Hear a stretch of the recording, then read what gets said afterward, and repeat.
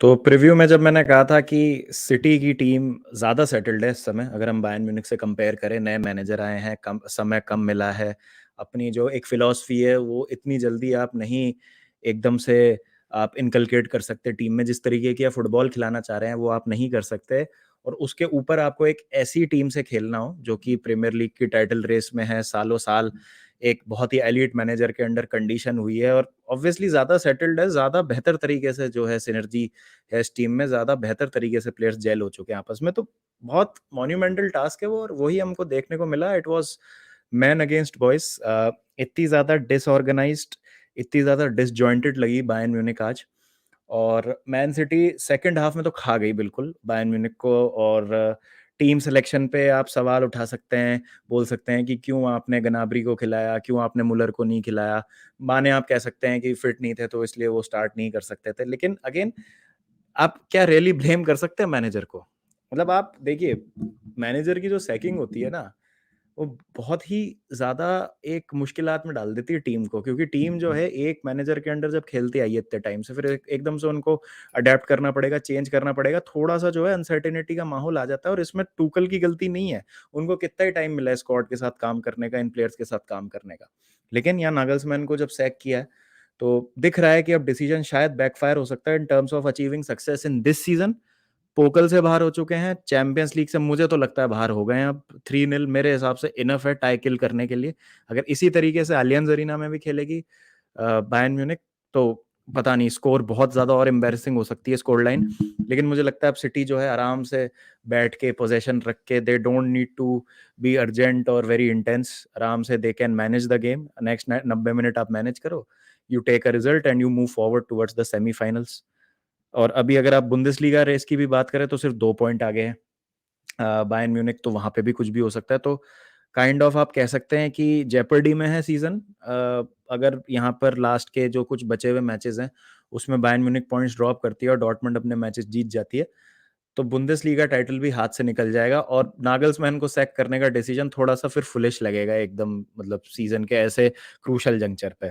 बात करते हैं मैन सिटी की। आई थिंक सारे 11 के 11, 10 के 10 जो आउटफील्ड प्लेयर्स थे, इवन एडरसन भी चलिए इंक्लूड कर लीजिए, 11 के 11 जो प्लेयर्स थे आज मैन सिटी के, they were all man of the match. सीधी-सी बात है। चाहे हम स्टोन्स की बात करें, जिनको ऑफिशियल तो मिला ही है, जो हाइब्रिड रोल में खेल रहे हैं, वो सेंटर बैक और वो डबल पिवट में आके रॉड्रिगो के साथ, फिर रॉड्रिगो का खुद का परफॉर्मेंस, पूरी backline, Akanji, Nathan Ake, Ruben Dias, brilliant. All 3 of them were absolutely brilliant. फिर बर्नार्डो सिल्वा, क्या परफॉर्मेंस, बेहतरीन एकदम। शुरू में लग रहा था क्या मारेस को स्टार्ट करना चाहिए था। KDB as always imperious, Erling Haaland को भी उनका गोल मिल गया। पूरी टीम आप देख लीजिए। गुंडोगन जिस तरीके से उन्होंने कमांड किया मिडफील्ड फर्स्ट हाफ में, सब सब सब मेरे हिसाब से सब लोग इक्वली इन्वॉल्व थे। जूलियन अल्वारेस जब उनको लाया गया एज अ सब्स्टिट्यूट केडीबी की जगह, उन्होंने भी उतनी सी देर में भी उन्होंने इम्पैक्ट दे दिया अपना। यान सोमर अगर नहीं होते बायर्न म्यूनिख के लिए, तो आई डोंट नो क्या स्कोर लाइन होती। 4-0 5-0 भी हो सकता था।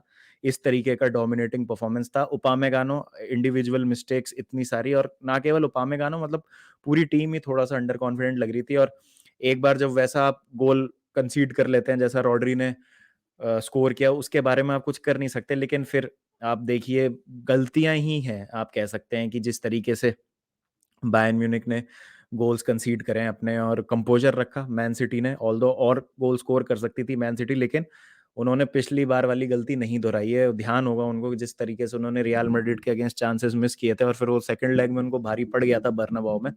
इस बार उन्होंने मेक श्योर कर लिया है कि 3-0 से जो है वो स्कोर लाइन लेके जाएंगे अलियंज अरीना में, वहां पे उनको गेम मैनेज करना है। आई थिंक एक पैर उनका सेमीफाइनल में आ चुका है।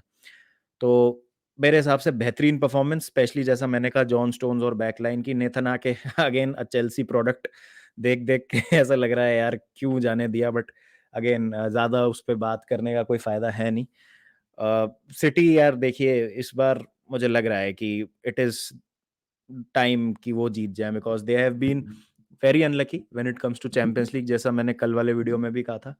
बट इस बार जैसे वो खेल रहे हैं और जिस तरीके का, अगर आप अब देख रहे हैं कि ऑपोजिशन भी आप देखें, Bayern Munich was not an easy opposition, no matter what the context is. चाहे मैनेजर आए हैं नए हैं, पुराने हैं, जो भी हैं, प्लेयर्स वहाँ थे, टीम एक सॉलिड थी वहाँ पर, लेकिन उसको इस तरीके से डोमिनेट करना मतलब बताता है कि किस लेवल पे सिटी जो है वो ऑपरेट कर रही है। और मेरा एक बोल्ड प्रेडिक्शन था लास्ट जो मैंने लाइव स्ट्रीम करी थी बाबा एंड ब्रोस प्रेडिक्ट में, मुझे लगता है कि सिटी इतनी अच्छी टीम है कि वो ट्रेबल भी जीत सकते हैं, वो इतने ज़्यादा अच्छे खेल रहे हैं वो और इतनी ज़्यादा उनमें डेप्थ है। तो देखते हैं क्या होता है, but as far as this tie is concerned मुझे लगता है डन है।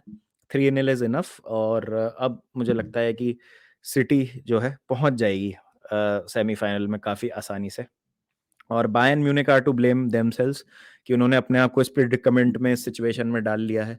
क्या ज़रूरत थी नागल्समैन को सैक करने की जब इतना अच्छा सब कुछ चल रहा था। खुद की गलतियाँ हुई बहुत ज़्यादा आज, डिफेंसिव ऑर्गेनाइज़ेशन था नहीं, जब बॉल मिल रही थी तो सिर्फ साने के ऊपर पूरा दारोमदार था, बाकी कोई भी प्लेयर इन्वॉल्व नहीं था किसी भी कैपेसिटी में। Sane and Sommer were two bright players for for Bayern Munich और सोमर ने 3 गोल कंसीड करने के बाद आप कह सकते हैं कि वो one of the better players थे बायर्न म्यूनिख के, तो इससे पता चलता है कि गोलकीपर जब 3 गोल खा रहा है और तब भी वो आपका बहुत अच्छा प्लेयर है, तो आप कितना खराब खेले हैं। तो ये पता चलता है इससे कि बायर्न म्यूनिख ने आज किस तरीके की परफॉर्मेंस दी है। Upamecano last season was not at all good, इस सीजन बहुत अच्छा उनका जा रहा था, लेकिन अगेन आज जिस तरीके की उन्होंने इंडिविजुअल मिस्टेक्स करी हैं, एल्फोंसो डेविस भी बहुत ज़्यादा शांत रहे, पवार्ड आगे एडवांस पोजीशंस में आने की कोशिश कर रहे थे बट कुछ हो नहीं पा रहा था। गोरेट्स्का इनविजिबल, किमिक इनविजिबल, किसी भी तरीके का कुछ भी यहाँ पर आपको देखने को नहीं मिला बायर्न से। मूसियाला को बहुत ज़्यादा बुली किया गया फिजिकली, तो उनको मेरे हिसाब से थोड़ा जल्दी हटाना चाहिए था। मुलर को स्टार्ट करना चाहिए था गेम, लेकिन अगेन जैसा मैंने कहा, can you really blame the manager? जब इतना कम टाइम मिला है और इतना आपके सामने क्रूशियल मैच है, आपको स्क्वाड के साथ काम करने का समय ही नहीं मिला है, तो कैसे आप ऐसे डिसीजन ले सकते हैं? तो Bayern are to blame themselves for this match, सीधी-सी बात है। बात करते हैं जूड बेलिंगम की। मल्टीपल सोर्सेस से पहले तो रिपोर्ट आई कि ऑफर जो है एक दे दिया है लिवरपूल ने डॉर्टमंड को और शायद जो है बात नेगोशिएशंस की जूड बेलिंगम के ट्रांसफर की वो स्टार्ट होगी, लेकिन उसके कुछ देर बाद ही और रिपोर्ट्स ये आ गई कि जूड बेलिंगम का जो ट्रांसफर है वो अब कूल डाउन हो गया है, जो परसूट है उससे बाहर हो चुकी है लिवरपूल। तो देखिए, अगर 2-3 घंटे में ही इतना ड्रास्टिक चेंज हो जाए तो मुझे लगता है वेट करना चाहिए इसके बारे में कुछ बोलने से पहले।